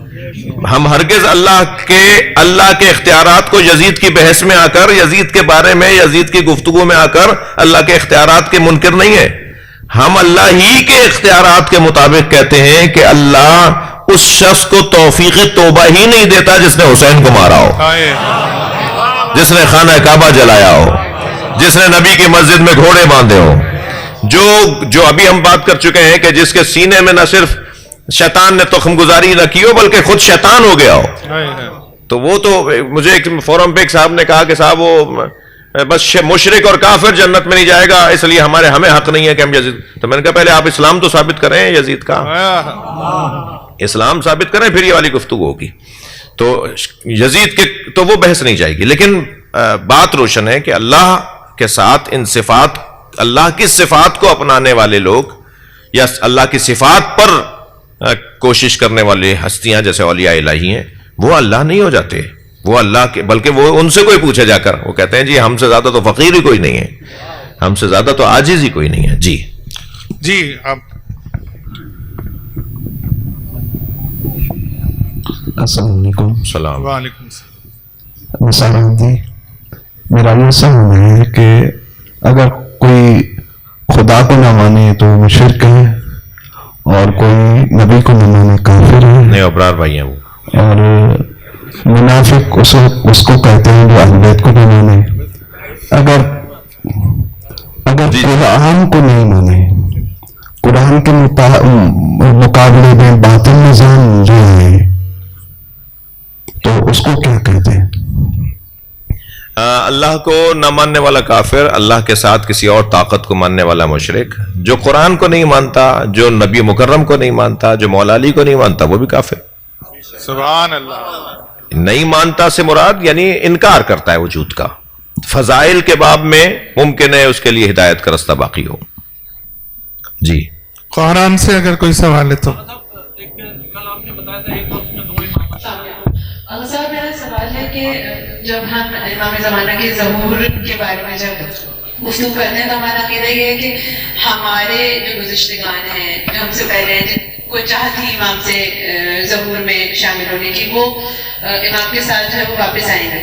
تو وہ کیا مجسم آئیں گے یا وہ کسی اور مطلب کسی اور کیفیت صورت؟ صحیح. اچھا, دوسرا یہ کہ اگر وہ آئیں گے تو کیا اپنی پوری عمر ایک طرح سے گزاریں گے؟ اور اگر یہ سب لوگ آئیں گے کیونکہ انبیاء کے زمانے سے سب نے انتظار کیا, تو دنیا کی کچھ کیفیت نہیں بدل جائے گی؟ اتنے لوگ, اتنا یہ سب کچھ, اس کی تھوڑی سی وضاحت کریں. صحیح. دیکھیے رجعت کے حوالے سے تو مخصوص ہستیاں ہیں جو واپس آئیں گی. ہر امام کا منتظر رجعت میں واپس نہیں آئے گا. رجعت یعنی امام مہدی عجل اللہ تعالی فرجہ شریف کہ ظہور کے بعد قیامت سے پہلے کچھ ہستیوں کو دوبارہ اللہ زندہ کرے گا, جن میں بڑے ناموں میں ایک حضرت مالک اشتر کا نام ہے, حضرت سلمان فارسی کا نام ہے, حضرت مقداد کا نام ہے, اور سب سے بڑے ناموں میں امام حسین کا نام ہے. امام حسین دوبارہ سے اپنی قبر سے باہر آئیں گے, دوبارہ سے ان کی ایک حیات رہے گی, زندگی گزاریں گے, ملاقاتیں ہوں گی, آپ اور ہم سب انشاءاللہ زیارت کریں گے. اور مولا پوری دنیا کے اوپر پھر امام مہدی کی شہادت ہوگی, اور امام مہدی کا غسل و کفن اور جنازہ امام حسین کریں گے, اور امام حسین اپنے ہاتھوں سے امام مہدی کو دفنائیں گے, اور پھر امام حسین کی ورلڈ پر, پوری دنیا پر حکومت ہوگی. بعض روایات میں 40 سال تک پوری دنیا پر کوئی بارڈر, کوئی پاسپورٹ, کوئی, کیونکہ وہ تو حضرت عیسیٰ کے آنے پر امام مہدی کے پیچھے نماز پڑھنے پہ ختم ہو جائے گا سب. جب حضرت عیسیٰ امام مہدی کے پیچھے نماز پڑھیں گے, پوری دنیا میں ایک نظام آ جائے گا, ایک ہی حکومت بن جائے گی, ایک ہی سسٹم چلے گا. ٹھیک ہے. پھر ان کے بعد امام حسین علیہ السلام کی پوری دنیا پر. تو رجعت میں جو ہستیاں آئیں گی ان کو آپ نے تھوڑا سا ملا دیا ہے میری بہن نے ان لوگوں سے کہ جو امام کے ظہور کے منتظر رہے اور دنیا سے چلے گئے, تو ان کے ساتھ آپ نے ملا دیا کہ وہ بھی آئیں گے. نہیں, وہ نہیں آئیں گے. انہیں امام کے ساتھ رہنے کا ثواب ملے گا. سبحان اللہ. یعنی جو ہمارے بزرگ انتظار کرتے کرتے چلے گئے اور انہوں نے امام مہدی کا دیدار نہیں کیا, قیامت میں جب انہیں اٹھایا جائے گا تو امام کے انتظار کے بدلے میں انہیں ثواب وہ ملے گا جو امام کے ساتھ رہنے والوں کو ملے گا. یہ دو علیحدہ باتیں ہیں. موسیٰ بھائی, اگر صاحب وہ آپ نے بتایا تھا نبوت دو نبوتوں کے لیے, حضرت یعقوب اور حضرت یوسف کو آپ نے کہا کہ حضرت یوسف کو زندان میں نبوت ملی, تو پھر اس وقت کیا حضرت یعقوب کی نبوت وہ ختم ہو گئی؟ نہیں, ایک وقت میں تو چار نبی رہے ہیں, ایک گھر میں چار نبی رہے ہیں, تو دونوں نبی تھے چاروں کے پاس. جی ہاں. یعنی اللہ کے ہر زمانے میں ایک زمانے میں ایک سے زیادہ نبی رہے ہیں, مگر حجت خدا ایک ہوتا ہے. نہیں جیسے امام ایک ساتھ 3 تھے لیکن امام تو امام علی تھے، پھر امام حسن، تو نبوت میں ایسا نہیں ہے؟ وہ عنوان دوسرا آ جائے گا. وہ صاحب شریعت انبیاء کرام جو ہیں وہ ایک وقت میں ایک ہی ہوتا ہے، لیکن جس کے ہاں یہ سارے جو تھے حضرت ابراہیم کی شریعت پہ تھے، تو حضرت ابراہیم کی شریعت پہ ایک وقت میں، ایک زمانے میں، ایک گھر میں، ایک چھت کے نیچے ایک سے زیادہ نبی ہو سکتے ہیں. خاران سے ایک سوال اور لیں گے اگر کوئی. السلام. صاحب میرا سوال یہ ہے کہ کیا جناب یعقوب کو معلوم تھا کہ جناب یوسف مصر میں تھے یا وہ اس مقام پہ پہنچیں گے؟ دوسرا سوال یہ ہے کہ سورہ یوسف کا اگر ہم کنکلوژن نکالیں تو کیا نکلے گا؟ اس میں کس طرح انسانیت کی اچھائیاں اور برائیوں کی طرف توجہ دلائی گئی ہے؟ صحیح. حضرت یعقوب کو پتا تھا کہ میرا بچہ زندہ ہے، یہ انہیں علم غیب سے پتا تھا، مگر حضرت یعقوب کو یہ اللہ نے مخفی رکھا تھا کہ وہ ہے کہاں. لہذا یہ ایک کیفیت ہوتی ہے اللہ کی جانب سے امتحان میں مبتلا شخصیات کے لیے. تو یہ پتا تھا میرا بچہ زندہ ہے، مگر ہے کہاں. میں اگر یہ پتا ہو جاتا کہ وہ کہاں ہے تو وہ ان کی بے چینی بڑھتی کہ میں چلا جاؤں گا، اور وہ امتحان جو تھا وہ گمشدگی ختم ہو جاتی. وہ امتحان جو تھا حضرت یعقوب کا وہ ختم ہو جاتا، اور اللہ امتحان میں رکھنا چاہتا تھا انہیں. اور اس سورہ سے ہمیں دونوں کردار سامنے آ رہے ہیں. 11 بھائیوں کا کردار، ان 11 بھائیوں میں ایک بھائی جو کہہ رہا ہے قال قائل منہم لا تقتلوا یوسف، ایک بھائی نے کہا یوسف کو قتل نہیں کرو بلکہ ہم اس کو القوہ فی غیابات الجب، ہم اسے کنویں میں پھینک دیتے ہیں. وہ ایک بھائی کا کردار نہ ان جیسا تھا جو 11 دوسرے بھائی تھے جو کنویں میں پھینک رہے تھے، نہ حضرت یوسف جیسا تھا. وہ ایک ایسا تھا کہ جس نے بہرحال شر کو کم کرنے میں کردار ادا کیا. تو شر کو کم کرنے کا کردار بھی ان سے بہتر کردار ہے جو شر کا کردار ادا کر رہے ہوں. سبحان اللہ. سبحان. یعنی قتل سے روک دیا، کنویں میں پھینکنے کی بات کی. تو قتل زیادہ پر بڑا شر تھا، کنویں میں پھینکنا چھوٹا شر تھا.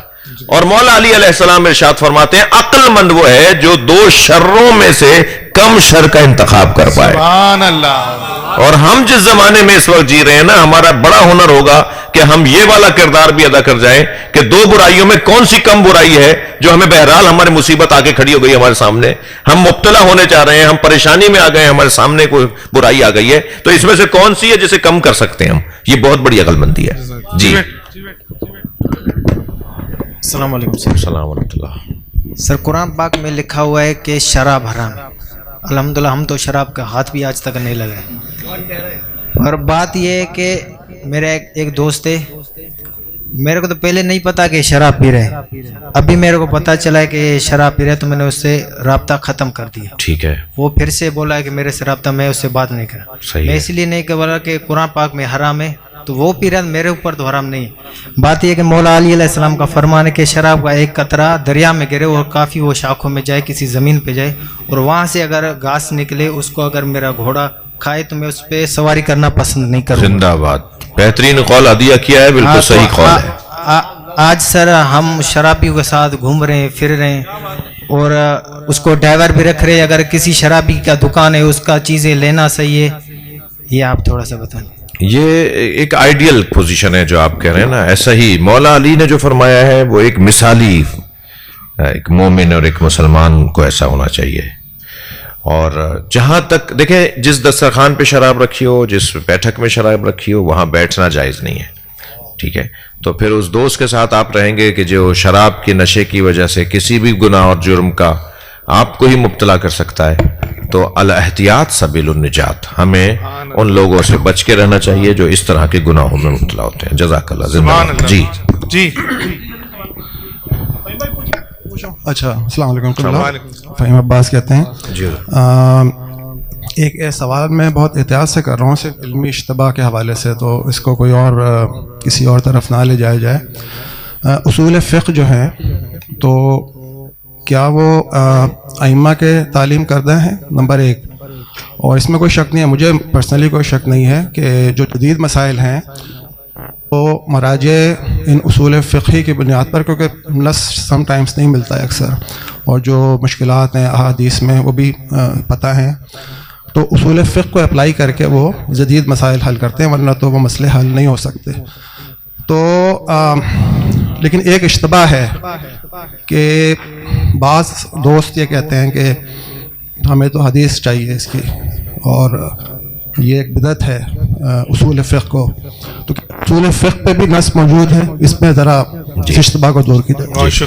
پہلی بات تو یہ کہ اصول فقہ جتنے بھی آج فقہا نے مرتب، منظم اور تدوینی شکل میں، مدون اور مؤلف اور مصنف شکل کے اندر فقہا نے اصول فقہ کو پیش کیا ہے، وہ فقہا کا کارنامہ ہے۔ یہ فقہا کی کارنامے کا اقرار اور اظہار ہونا چاہیے، لیکن کیا اصول فقہ مصنوع ہیں، موضوع ہیں، گھڑے ہوئے ہیں، بنائے ہوئے ہیں، جعلی ہیں؟ یعنی چار فقیہوں نے مل کر ایک اصول، ایک اصل، پھر اس بہت سارے اصل بنائے تو اصول، بہت سارے قوانین، قواعد۔ کیا فقہا نے 8، 10، 20، 50 یا 2-4 صدیوں کے فقہا نے مل کر، کسی صدی کے فقیہوں نے 4 اصول مرتب کر لیے، پھر دوسری صدی والوں نے 5 اصول مرتب کر لیے، اور آج آ کر آیت اللہ خوئی اور آیت اللہ سیستانی اور آیت اللہ خمینی کے زمانے میں آ کر ہمارے پاس مثلاً 200 فارمولے، اصول میں جوانوں اور بچوں کے لیے کہہ رہا ہوں، فارمولے یعنی شرعی مسئلہ سمجھنے کے فارمولے۔ یہ جو فارمولے آج فقہا کے پاس ہیں اور مجتہدین کے پاس ہیں، مراجع تقلید کے پاس ہیں، یہ مثلاً 300-400 صدیوں سے فارمولے مرتب کیے گئے، اور وہ فارمولے آج ایک بڑے ذخیرے کی صورت میں ہمارے پاس ہیں۔ تو سوال، میں آپ کے سوال کوئی اور سجا رہا ہوں، کوشش کر رہا ہوں کہ ہمارا سوال یہ ہے کہ یہ جو فارمولے فقہا نے، جس کی روشنی میں وہ فتویٰ دیتے ہیں، جس کی روشنی میں وہ حکم شرعی کو سمجھتے ہیں اور پھر سمجھاتے ہیں، تو یہ فارمولے انہوں نے گھڑے ہیں، جعل کیے ہیں، بنائے ہیں، مرتب کیے ہیں یا نہیں؟ یہ فارمولے احادیث میں موجود ہیں۔ تو یہ وضاحت ہو جائے کہ یہ سارے فارمولے جو اصول فقہ کے طور پر، قواعد فقہیہ کے طور پر فقہا نے مرتب کر کے آج کتابی شکل میں، مدون شکل میں ہمیں سے مراد ہے کہ اہل علم کو دیے ہیں، کیونکہ یہ عوامی بحث نہیں ہے اور عوامی استفادے کی چیز نہیں ہے، لیکن ہاں کبھی کبھی فائدہ بھی ہوتا ہے اگر کوئی بہت پڑھا لکھا شخص ہو اور ان اصول سے اپنی زندگی میں کوئی فائدہ لینا چاہیے۔ تو وہ جتنے بھی فارمولے ہیں وہ فقہا نے گھڑے نہیں ہیں، بنائے نہیں ہیں، وہ حدیثوں سے ماخوذ ہیں، وہ حدیثوں سے حاصل شدہ ہیں۔ مثلا لا ضرر ولا ضرار فی الاسلام، کسی کو نقصان نہ پہنچانے اور کسی سے نقصان برداشت نہ کرنے کا جو فارمولہ ہے وہ حدیث سے آیا ہے۔ اب جہاں جہاں فتویٰ اس سے متعلق آتا ہے کہ وہ سفر کر رہا ہے اور میں سفر کے درمیان میں ایسی جگہ پر چلا گیا جہاں فلاں صاحب کو نقصان پہنچا، تو میرا پھر وہاں پر رہنا اور اس کا کیا حکم ہے؟ پھر فقیہ نے کہا حرام ہے، تو یہ کہاں سے لے کے آیا؟ یہ حرام ہے، فقیہ کہاں سے لے آیا یہ حکم کہ حرام ہے؟ یہ اس قاعدہ لا ضرر سے لے کر آیا۔ مثلا لا یکلف اللہ نفسا الا وسعها آیت ہے، اس آیت سے ایک فقیہ نے ایک وہ بنایا ہے کہ جس کو کھڑے ہو کے نماز نہیں پڑھی جا رہی وہ بیٹھ کے پڑھ لے، جو بیٹھ کے نماز نہیں پڑھتا وہ لیٹ کے پڑھ لے۔ یہ جو فقیہ نے فتویٰ دیا اور مسئلے کا حل نکالا کہ وہ لیٹ کے نماز پڑھ لے، وہ اشارے سے نماز پڑھ لے، وہ کہاں سے فتویٰ دیا؟ وہ لا یکلف اللہ نفسا الا وسعها، یہ قاعدہ ہے، قرآنی قاعدہ ہے۔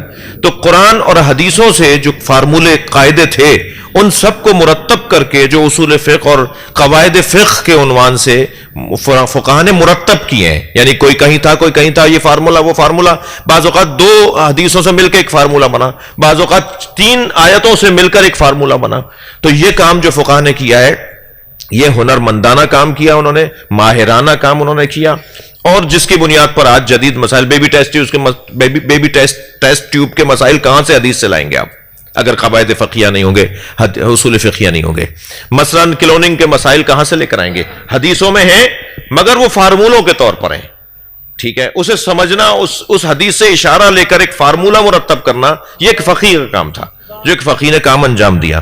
لہذا فقہا نے ان فارمولوں کو گھڑا، بنایا، تیار نہیں کیا ہے، مختلف آیات اور احادیث سے فارمولے مرتب کیے ہیں جسے اصول فقہ کہتے ہیں۔ اخباری مسلک دوست یہ کہتا ہے کہ ہمیں ان فارمولوں پر عمل نہیں کرنا، ہمیں صرف اور صرف حدیث دکھاؤ۔ تو جو حدیث کی بات کر رہا ہوتا ہے، ہم اس کے سامنے جب 85 مسئلے جا کے رکھتے ہیں کہ حدیث میں ان مسئلوں کا حل نہیں مل رہا، ہاں ان حدیثوں سے جو اشاروں میں فارمولے بنائے گئے, جو حدیث میں اشارہ تھا اس سے ایک فارمولہ بنایا گیا, 4 حدیثوں کے 4 اشارے لے کے ایک فارمولہ بنایا گیا, اس فارمولے سے یہ آج کا فقیہ مسئلے کو حل کر رہا ہے. تو آج آپ حدیث سے ہمیں ثابت کر کے دکھاؤ. پھر حدیث کو سمجھنے کے لیے بھی تو اتنا بڑا دماغ چاہیے نا, جو تمہارے پاس نہیں ہے. جو آج کا بندہ بیچارہ شاید اس کو طہارت بھی نہ کرنا آتی ہو, اسے شاید وضو کرنا بھی نہ آتا, وہ کہتا ہے میں اخباری ہوں, میں موصولی نہیں ہوں, میں تقلید نہیں کرتا, میں اخباری ہوں. تو بھائی اخبار کون سا جنگ اخبار پڑھتے ہو, کون سے اخبار کے اخباری ہو تم, کیا مطلب ہے اخباری کا؟ تمہیں تو پتہ ہی نہیں ہے کہ اخباری کہتے کسے ہیں. اخباری بھی ہوتا ہے تو وہ مجتہد ہوتا ہے. نہیں قلعہ خیبر فتح نہیں ہوا, ابھی تھوڑے سے بات باقی ہے. جی یہ جو اخباری ہوتا ہے نا وہ بھی مجتہد ہوتا ہے, جو اصولی ہوتا ہے وہ بھی مجتہد ہوتا ہے. یہ کہہ رہا ہے جی میں اخباری ہوں, تم اخباری نہیں ہو, تمہیں دھوکہ دے رہا ہے کوئی, تمہیں خامخواہ کے کسی کام میں لگا دیا کسی نے, تمہارے بس کی نہیں تھا یہ کام جو تم کر رہے ہو. ایک صلوات پڑھے محمد و آل محمد. جی ہاں بیٹا. السلام علیکم. میرا تھوڑا سا مختلف سوال ہے. آخری ہوگا یہ سوال, ایک خوران سے لے لیں گے اس کے بعد بس. جی تو میرا سوال بیسکلی ہے تھیوری آف ایولیوشن کا, آپ نے سنا ہوگا, اس سے متعلق کہ سائنسی ایک تھیوری ہے کہ انسان جو ہے وہ بندر سے بنا. تو اس میں اکثر جب ڈیبیٹ ہوتی ہے کسی ایتھیسٹ کی کسی مسلمان سے, تو وہ ہمیشہ یہ جو ہے وہ پوائنٹ اٹھاتا ہے. تو اس کی ہم ان کو کیا دلیل دے سکتے ہیں؟ پہلا سوال تو یہ ہے. اور دوسرا سوال یہ کہ اس طرح کی جو تھیوریز جو کہ سائنس کے تھرو آتی ہیں, جیسے تھیوری آف ایولیوشن ہو گئی یا دیگر تھیوریز ہو گئی جو کہ قرآن و حدیث سے کانٹرڈکٹ کرتی ہیں, اس پہ ہمیں ان کو ماننا چاہیے, نہیں ماننا چاہیے, کس حد تک ماننا چاہیے؟ کیونکہ قرآن خود کہتا ہے کہ تعلیم حاصل کرو, پڑھو. تو اس پہ تھوڑی سی روشنی. بہت شکریہ. دیکھیے روشنی تھوڑی سی نہیں ہے تو ایک گھنٹے کا موضوع ہے. یہ جو نظریہ ڈارون کا ہے, یہ جو بندر اور انسان کا تلازم اور جو تضاد یا تباین ہے, یہ مختلف ہونا ہے یا ایک ہونے کی بحث ہے, یہ ہمارے ہاں الحمدللہ علم کلام میں ہمیں پڑھائی جاتی ہے. ہم اس سے عاری و خالی نہیں ہیں, اس کے اوپر دلائل اور اس پہ بحثیں موجود ہیں. لیکن یہ مختصر نہیں ہوگا. مختصر ہوگا تو تشنہ بھی رہ جائے گا, لہٰذا مجبوری بھی ہے میری کہ مختصر ہی رکھنا ہے. مختصر یہ ہے کہ ہم انسان کو اشرف المخلوقات قرار دیتے ہیں. ہمارا نظریہ, قرآنی نظریہ, الہی نظریہ, آسمانی نظریہ, اسلامی نظریہ, ائمہ کا نظریہ, ہم انسان کو اشرف المخلوقات یعنی سب سے زیادہ اشرف اور اعلیٰ اور سمجھدار اور بافہم کوئی مخلوق ہے تو وہ انسان ہے.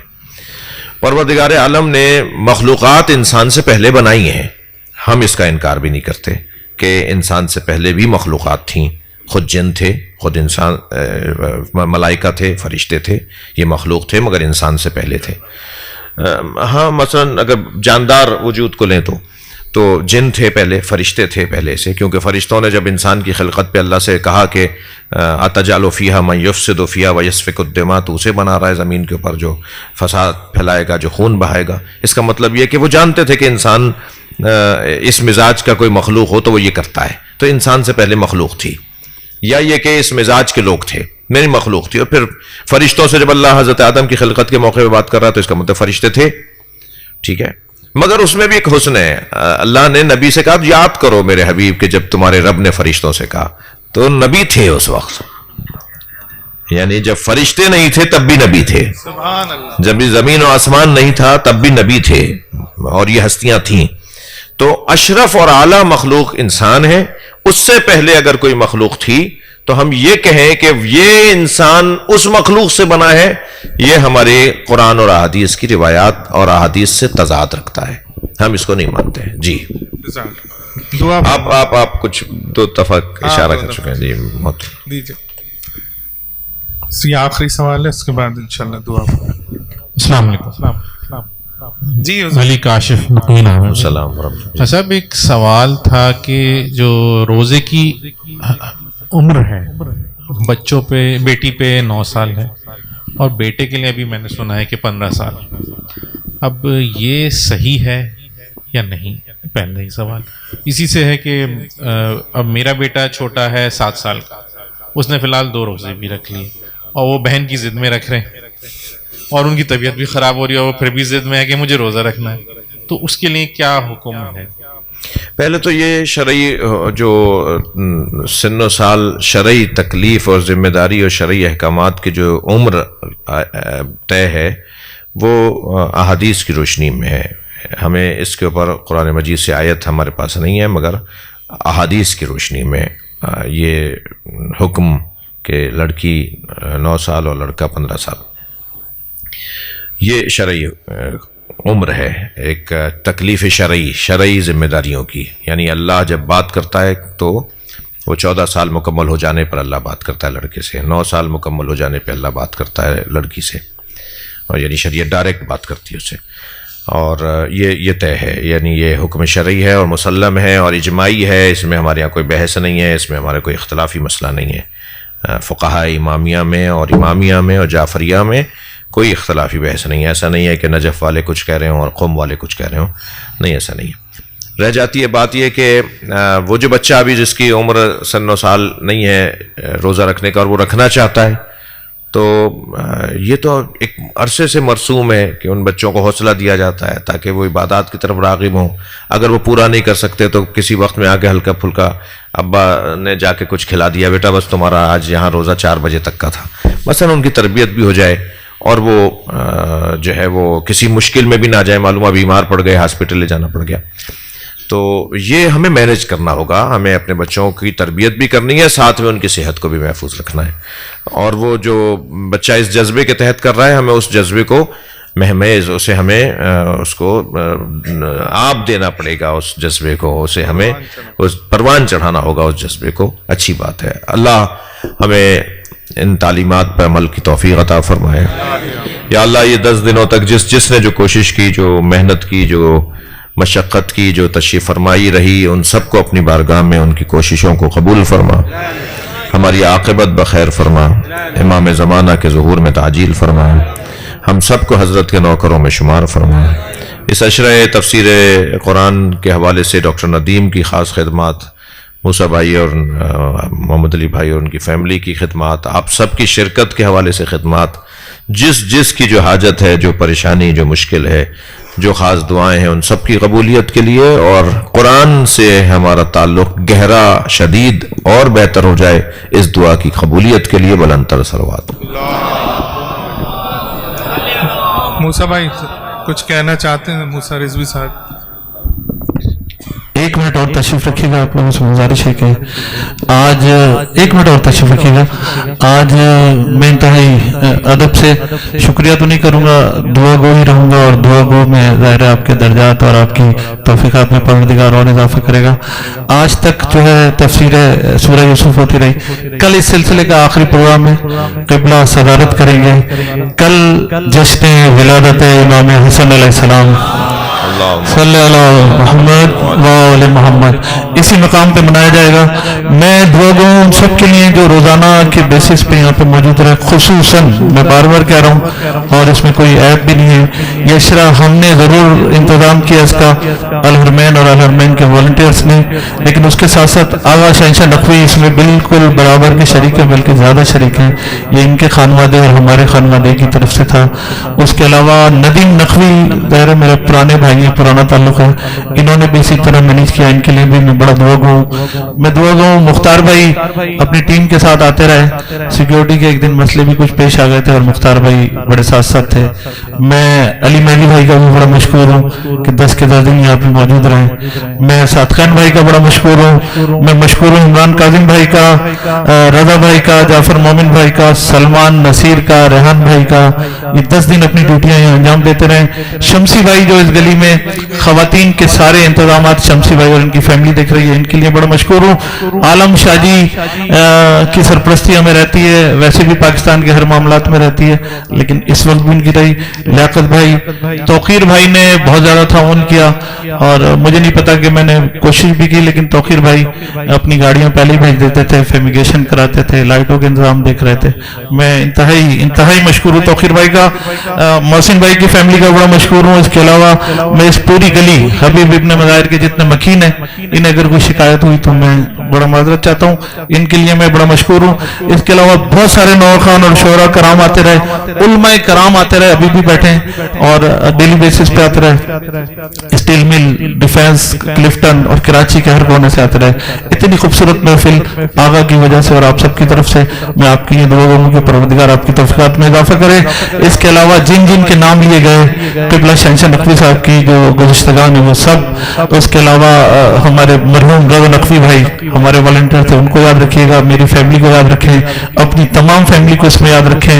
उसके अलावा मोहम्मद अली ज़ैदी जो हमारे असद भाई के वालिद हैं और दीगर वो लोग जिन जिन के नाम लेते रहे, सबको याद रखें इसके अंदर।